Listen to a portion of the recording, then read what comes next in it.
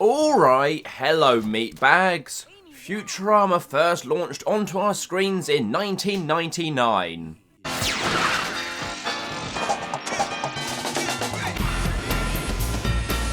It fast became my favourite show of all time, so I thought I'd do a ranking of my 10 favourite ever episodes. I won't be including any of the 4 feature-length films, as it would be a bit unfair to compare them to a regular episode. This was super hard to narrow it down to my 10 favourites, because there are so many good episodes, and there aren't really any bad episodes.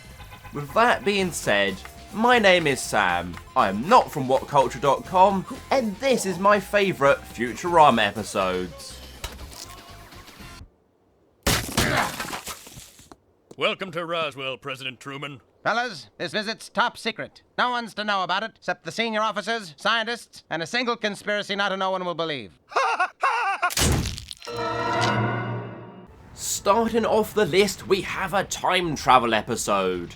The crew are sent back in time and crash land in Roswell, New Mexico in the year 1947. According to the high-precision digital chronograph, it's July 9th, 1947, which would explain why the chronograph has turned into this pin-up calendar. Fry ends up killing his own grandfather and sleeps with his grandmother, making him his own grandfather. I know, disgusting. Meanwhile, Zoidberg is captured and believed to be an alien. This episode is a classic time travel crazy adventure. Personally, time travel episodes can be really hard to do right, as there can be plenty of plot holes and it can end up being very confusing. Just shows how many great episodes there are. This is only number 10 in my list. This is the end. Goodbye, my love. Meanwhile, at number 9 we have Meanwhile, the final ever episode of Futurama. Because of Futurama's history of getting cancelled, then brought back, the writers had 4 potential episodes which could have been the final ever episode. And spoiler alert, this is the best of them. And almost the perfect way to end the show. There's a lot of great callbacks, including visiting Luna Park on the moon, which was the crew's first ever delivery. Meanwhile, the professor has invented a time travel device that sends the user back 10 seconds in time. Now we get to the part which I think is a bit far-fetched. Fry decides to commit suicide after Leela is a little bit late for their date.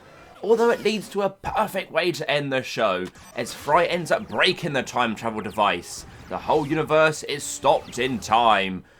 Apart from Fry and Leela, who end up spending the rest of their lives together, exploring the time-stopped world. Eventually though, the professor does catch up to them, and they have the option to go back before the time device was created. What do you say? Want to go around again? I do. What do you want? Fry's dog! When do you want it? Fry's dog! Yay! What I love about Futurama is there's a mix of funny episodes and emotional ones, and this one is definitely an emotional episode. That a boy, Seymour. Right here waiting for me as always. Just like that huge mushroom in my shower.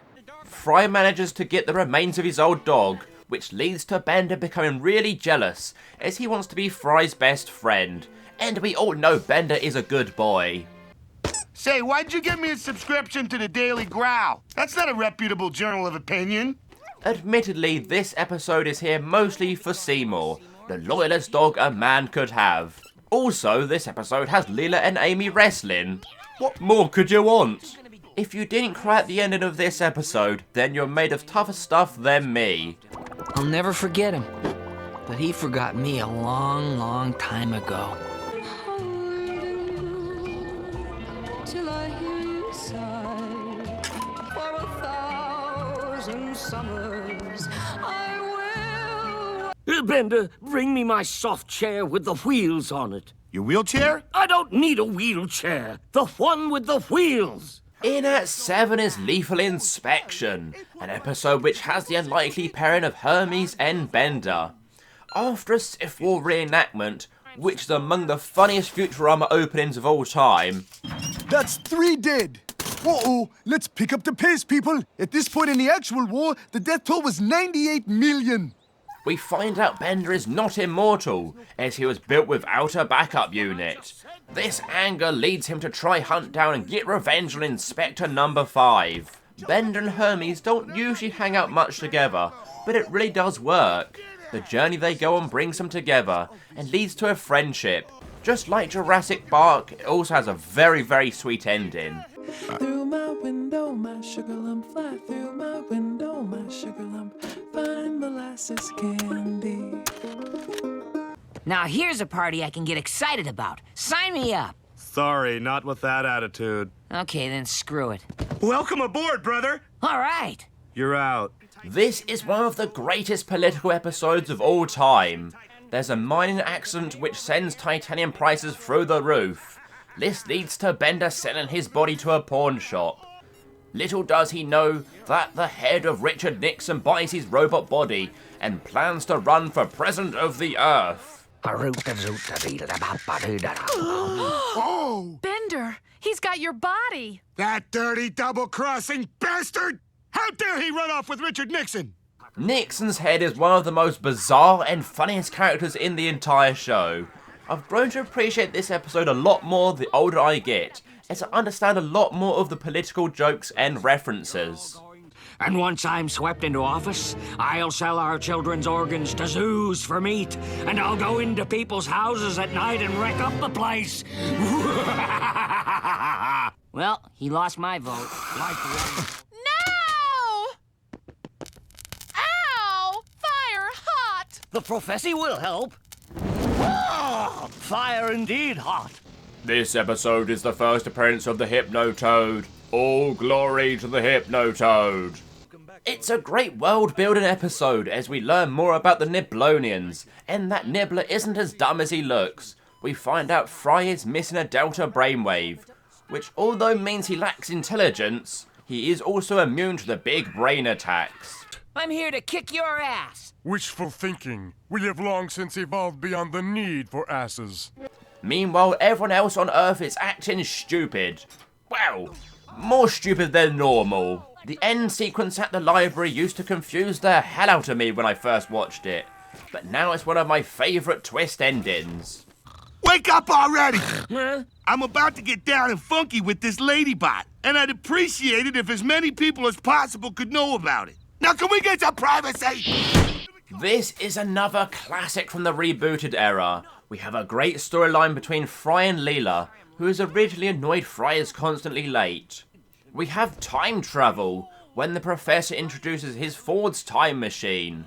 However, in doing so, he accidentally sends himself, Bender and Fry to the year 10,000, a dystopian future with not much life. As they go forward in time to try find a backwards time machine, we see all kinds of crazy futures.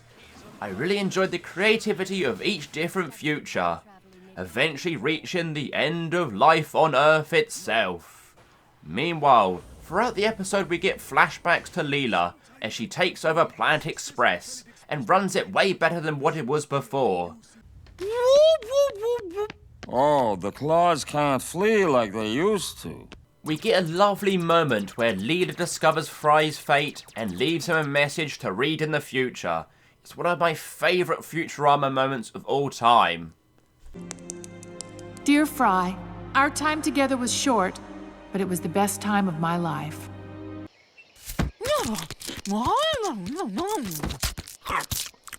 Oh, they're great. They're like sex, except I'm having them. Leela inadvertently discovers a new snack. It's so tasty, she and everyone else cannot stop eating it. Deciding on the name Poplars, they start to sell them to the public. Pop a poplar in your mouth when you come to Fishy Joe's. What they're made of is a mystery where they come from. No one knows. You can pick them, you can lick them, you can chew them, you can stick them. If you promise not to sue us, you can shove one up your nose. However, it's revealed that Poplars are actually the young of the Omicronians. As a way of seeking revenge, they decide to eat one human for every poplar that was consumed, which leads to the classic Zapp Brannigan scene. Alright, I'm putting them away. They make a deal to only eat one human, the first human to eat a poplar, which unfortunately turns out to be Leela. This episode is filled with classic moments. It's hilarious throughout, has a song about poplars. What more could you want? Is he your friend too? No. This is not happening. And now for the battle plan. As you all know, the key to victory is the element of surprise. Surprise! Quite simply, this is the funniest episode of Futurama. The plot really is not important in this one. Fry and Bender sign up to the military so they can get a discount on ham gum, only for war to be declared. Which also means it's a Zabathon, possibly my favourite secondary character in the entire series. Lower. Lower. A lot lower. Too low! Lower. It's just a constant barrage of jokes, references, and just an all-round great time. I can watch this one over and over again, and always find something new I didn't notice before. My God, cover yourself. I didn't live 1,000 years and travel a quadrillion miles to look at another man's gizmo. Before we get to the number 1 spot, we have a few honourable mentions that didn't quite make the top 10.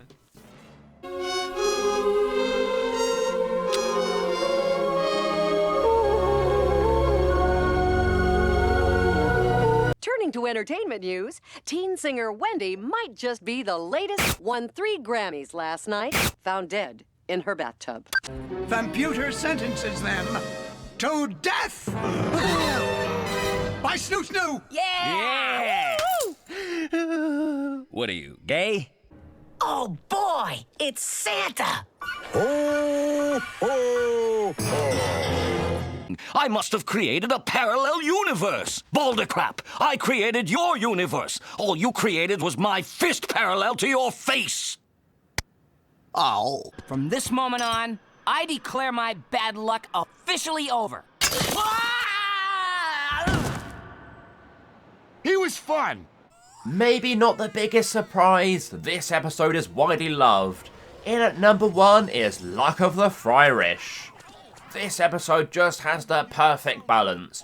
Great jokes, emotional moments, and a great story. Fry is a man with very little luck.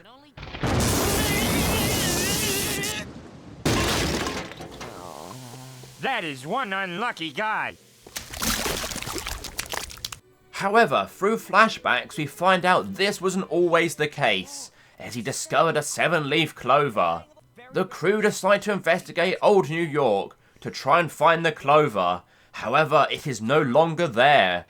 How do you know it didn't disintegrate? Everything else in here held up okay. Except Sports by Huey Lewis. Originally believing his brother must have stolen it, Fry decides to seek revenge and dig up his grave.